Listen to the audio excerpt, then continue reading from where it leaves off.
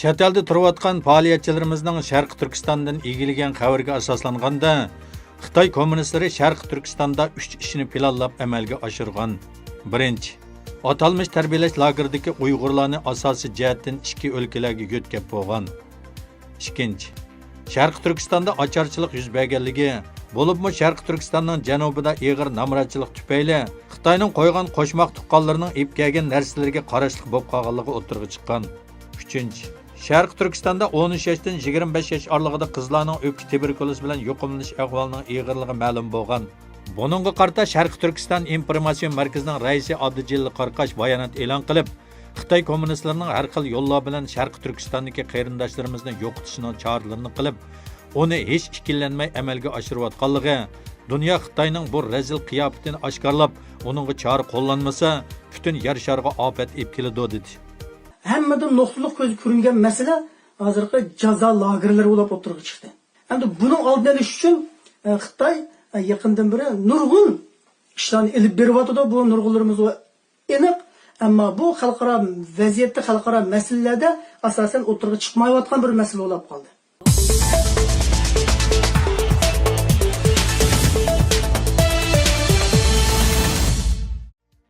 Yaqında Xitoy hukumatining Xitoy o'lkalarida pan arabchaga zarba berish nomida islom madaniyatini ifodalagan barliq belgilarni ma'ni qilayotganligi oshkorlandi.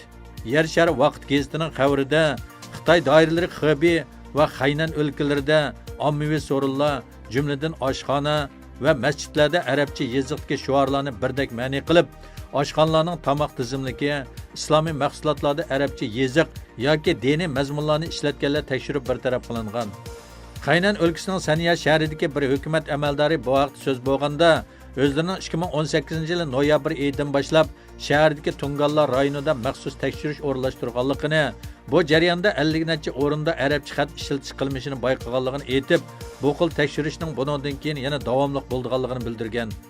Amerikadagi Xitoy o'qituvchi Ziyali Tingbiao bu haqda fikr qilib, bu Xitoy hukumatining diniy tozalash harakati uning maqsadi kishilarning dini, milliy va madaniyat kimligini yo'q qilish degan.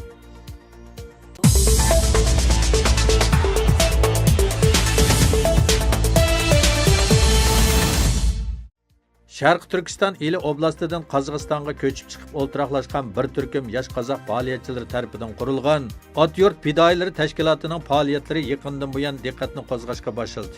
Mazkur tashkilotning Xitoyning jazo lagerlaridagi urug' tuqqanlarini qutuldirish uchun Qozog'istonda elib berayotgan faoliyatlari natijasida lagerdan bir qism qozoq tuqqanlarining qo'yib berilayotganligi ma'lum bo'lmoqda. Ularning orasida qozoqlardan boshqa yana oz sondagi Uyg'ur, Qirg'iz, Tatar va boshqa millat tuqqanlarning bor ekanligi ilgari surilmoqda. Otyurt fidoyilari tashkilotining boshlig'i Serjan qozoqlarning Xitoy hukumati tomonidan jazo lagerlariga qamalishida bir necha sabablar bor bo'lib, ularning biri qozoqlarning Uyg'urlar bilan yaqin va zich munosabati bo'lganligi, arz sungan Qirg'iz Uyg'urlarning soni kundan kuniga ko'payayotganligini bildirgan.